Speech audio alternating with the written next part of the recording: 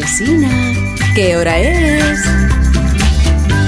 Son las 8 en punto de la mañana, 7 de la mañana en Canarias. Buenos días desde Onda Cero. Más de uno en Onda Cero.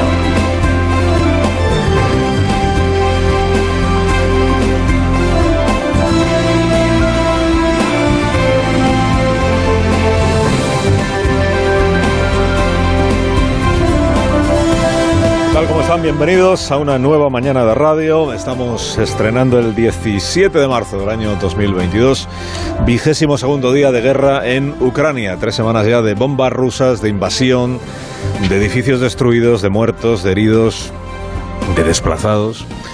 La prensa británica sostiene que hay un borrador ya del acuerdo entre Rusia y Ucrania, de los gobiernos de estos dos países, que permitiría empezar a pensar en que esta guerra tiene un final cercano y posible. Pero a esta hora de la mañana del día número 22 ni siquiera se ha alcanzado un alto el fuego. Y sería lo primero, la exigencia mínima, un alto el fuego para poder desarrollar unas negociaciones que merezcan realmente tal nombre, ¿no? Que puedan dar pie a un acuerdo de verdad. Mientras siguen cayendo las bombas, hablar de una negociación condicionada por las bombas. Los ucranianos, los rusos, los europeos anhelan poder celebrar el final de la guerra, el final de los bombardeos. No es solo Yone Belarra quien se duele por las guerras. Pero claro, todavía es un poco prematuro hacerlo, porque más allá de las esperanzas, más allá de las expectativas, más allá del acercamiento de posturas que ha habido, o se dice que ha habido, desde que Zelensky anteayer asumió que no habrá ingreso de Ucrania en la OTAN, y tampoco lo habrá, al menos de momento, en la Unión Europea. Más allá de los deseos están los hechos que se siguen produciendo, lo decía anoche el ministro Álvarez, ¿no? Y los hechos que se siguen produciendo son las bombas rusas sobre la población civil en ciudades de Ucrania, con las que Putin busca afianzar con esas bombas su posición de ventaja en las negociaciones que todavía no han terminado. De hecho, una de las interpretaciones que existen es que si Putin está apostando ahora por la negociación y considerando como interlocutor a Zelensky, es precisamente porque no le están saliendo las cosas tan rápidas como él esperaba, ¿no? Lo de la guerra relámpago y todo aquello, ¿no? Guerra relámpago, la columna aquella de blindados de 60 kilómetros que iba a estrangular Kiev y de la que nunca más se supo, en fin. Lo cierto es que al comienzo del día número 22, sobre Ucrania sigue lloviendo fuego.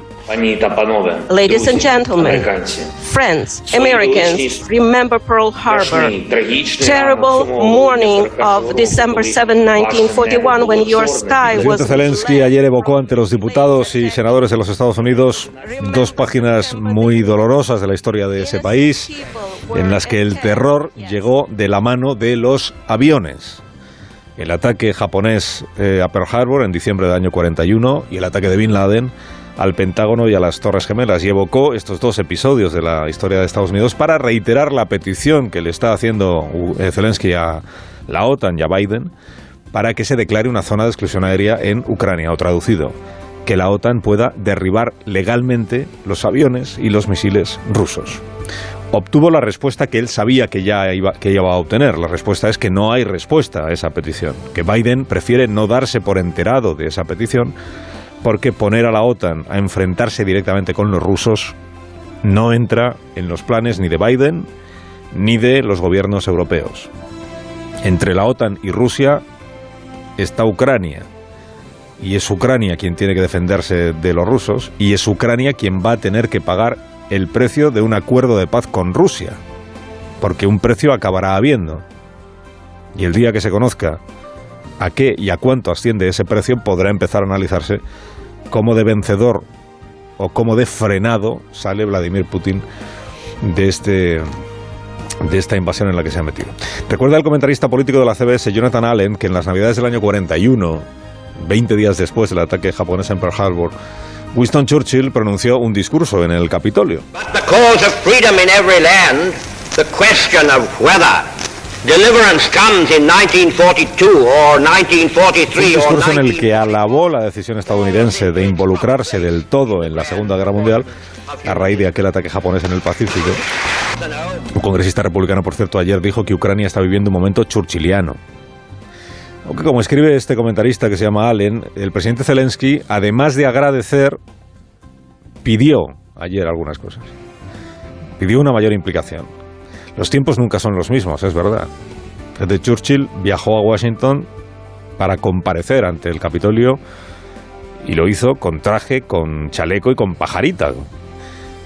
Zelensky no ha viajado hasta Washington, ha comparecido en vídeo o en videoconferencia, en camiseta de batalla y dando paso a un vídeo que recoge imágenes de explosiones, de víctimas, de edificios destruidos, con un fondo musical que apela directamente a la emoción de quienes estaban viendo, ¿no? Los tiempos nunca son iguales. Es la tecnología de ahora lo que está permitiendo a Zelensky aparecerse cada día ante los diputados de algún país amigo reunidos en sesión solemne. Lo hemos visto en el Parlamento del Reino Unido, en el Parlamento de Canadá, ayer en el Capitolio y hoy le toca el turno a Alemania.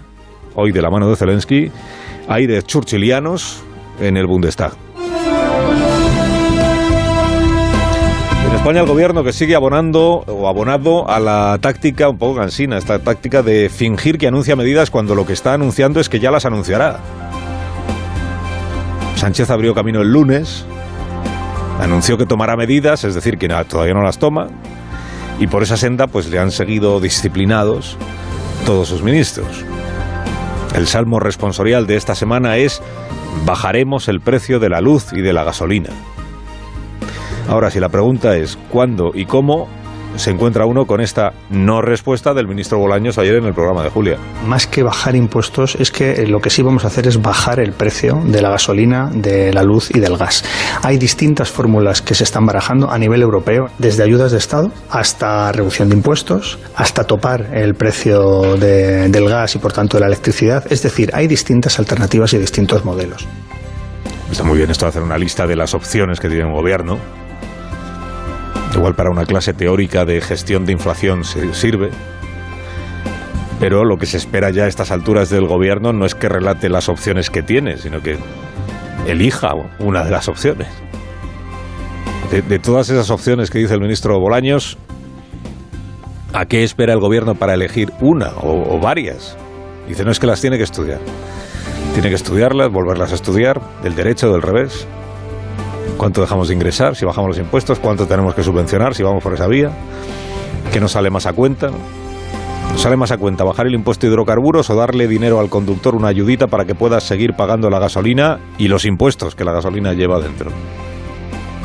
Y Europa, dice el gobierno, Europa, a ver cómo sopla el viento en Europa con lo del gas, el desacople del gas del resto de las fuentes energéticas, en fin. La justificación última de Pedro Sánchez para admitir que los precios se nos han ido de madre y no de ahora, es esta de que al final necesitamos que la Comisión Europea nos dé la bendición para cambiar las cosas. Y por eso estamos ahí negociando en cuerpo y alma, como dice el presidente.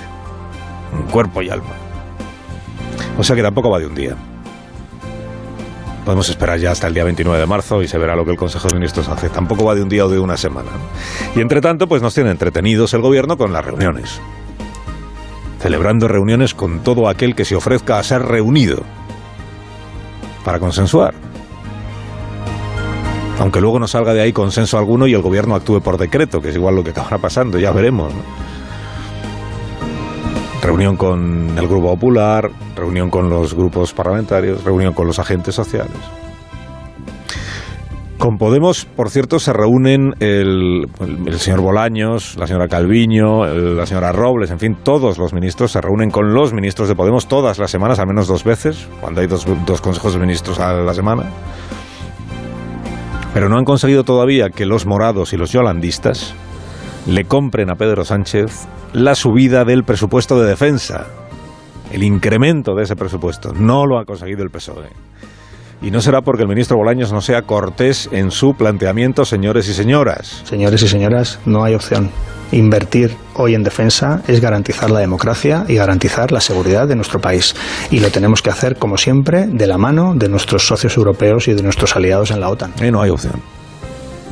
Que incrementar el presupuesto de defensa sí o sí, no hay opción. No me lo aprueba, no me lo aprueba. Ya, ¿quién se lo aprueba? Este debate si en algún momento se plantea en serio este debate sobre si el presupuesto incluye o no incremento de la defensa, será en diciembre, a finales de este año, cuando se haga el nuevo presupuesto para el año que viene. Esto de ahora solo son escarceos.